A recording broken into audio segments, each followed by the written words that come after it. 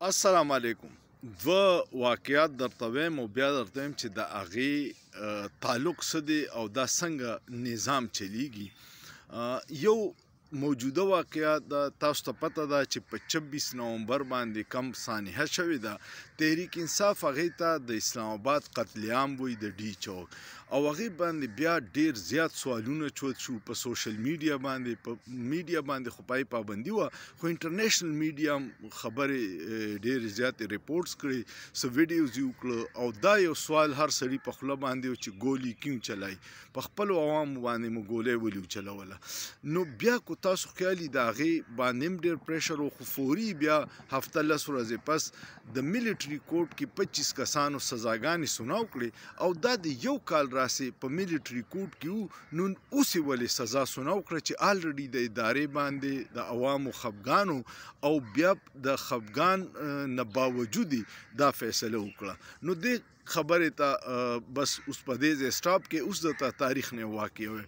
داس چلو چې په 70 کې کم الیکشن شوی و کنه، هغه د پاکستان د تاریخ د ټول نه فیر الیکشن و، او هغې کې عوامو خپل د رای اظهار کړی. دوه پارټیانې وې پکې مین، یو عوامي لیګ وه د شیخ مجیب الرحمن، او یو پیپلز پارټي وه د ذوالفقار علي بوټو. شیخ مجیب الرحمن باندې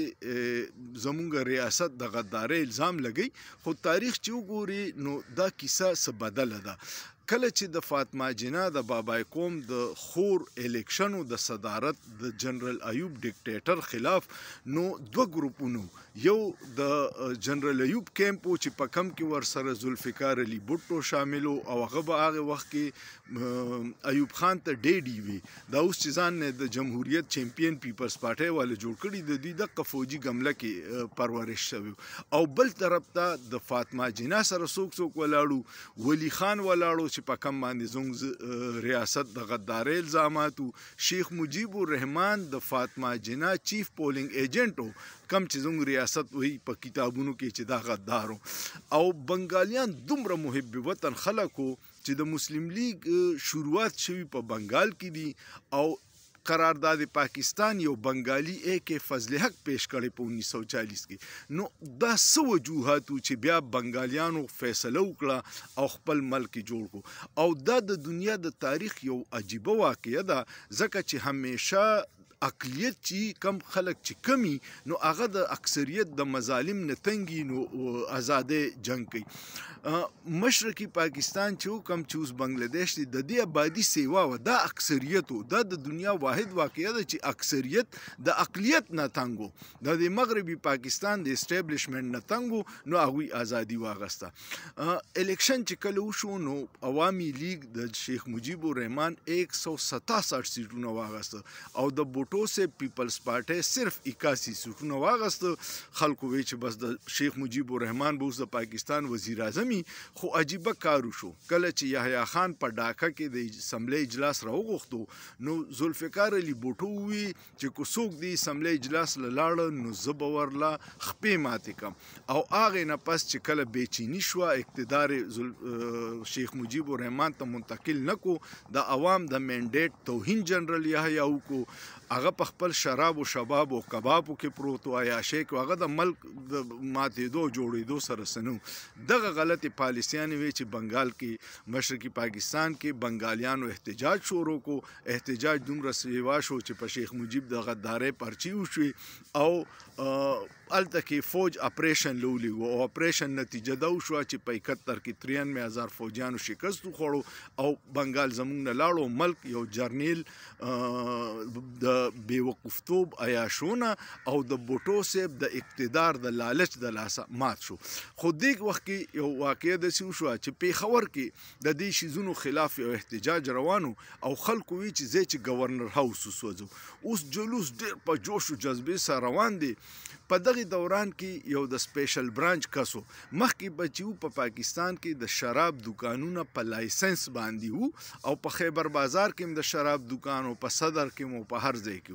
چې جلوس روان شو په دې کې ورته یو سپیشل برانچ والا کس د دکان د مخې نه کورسۍ راواغسته او مخې ته یې کېښود او په کورسۍ ودرېد چغې کړې چې رونو یو خبره واورئ ګورنر هاوس خو به سوځو خو دا یحیی خان چې دی نو دا شرابي کبابي سړی دی او د ده د لاسه دا ملک مات شو نو زه چې اول د شراب ختمول غواړي نو بس خلکو یې د ګورنر هاوس نه راتاو کړه شراب هغې دکان ته هغې دکان خلکو ورته ورکړو ویې سوځه د خلکو غوسه سړه شوه او د سپیشل برانچ والا د هغې حکمت عملۍ نه ګورنر هاوس بچ شو نو کله چې ته د خلکو اټینشن ډایورټ کې نو بله څه واقعه به وکړي اوس راځئ د تازه ترین ته د 26 نومبر د ګولۍ چلولو واقع ډیره ناشنا ده په خپل سیویلین باندې څوک ګولۍ نه چلی خو هغه واقعي اثر کمولو دپاره د میلیټري کوډ دا مسئلې راوویسته چې 25 کسان یې سزاوار کړه چې خلکو نه هغه واقعي یره شي او یو نوې دغه وکړي نو دا زموږ د ریاست پالیسیانې روانې دي کله پورې چې ته د عوام د مینډیټ توهین کې او د خپل منډیټ نه تجاوز کې نو د ملک څه مستقبل نه ښکاري کمو ملکونو کې چې جمهوریت دی عوامي نمایندګان دغه کوي ملک چلی او دفاعي ادارې د ملک دفاع کوي نو هغه ملکونه کامیاب دي کم ځای کې چې دا بیلنس ګډوډ شي نو بیا هغسې تباهي څنګه چې زمونږ ده نو امید لرم چې تاسو پوه شوي چې د 26 نومبر د صحنې نه پسې میلیټري کوټ ولي وکړو